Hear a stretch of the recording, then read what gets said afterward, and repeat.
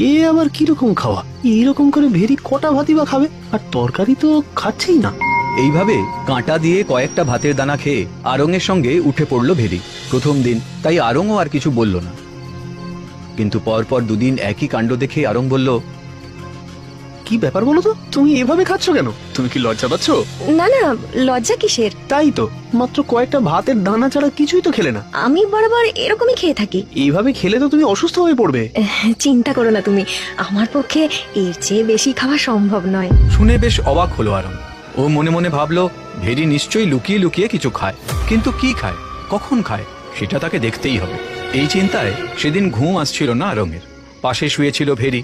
হঠাৎ সে বুঝতে পারল ভেরি বিছানা ছেড়ে উঠছে। আরে এই এত রাতে কোথায় যাচ্ছে? না, দেখতেই হচ্ছে। আরং দেখল খুব সন্তর্পণে ভেরি দরজা খুলে বেরিয়ে গেল। আরং উঠে বেশ খানিকটা দূর থেকে ভেরিকে অনুসরণ করল। ভেরি সদর দরজা খুলে রাস্তায় নেমে দ্রুত পদে এগিয়ে চলল। এত রাতে একা একা চললো কোথায়? অনেকটা রাস্তা গিয়ে ভেরি একটা গোরস্থানে পৌঁছলো, যেখানে গবাদি পশু কবর দেওয়া হয়।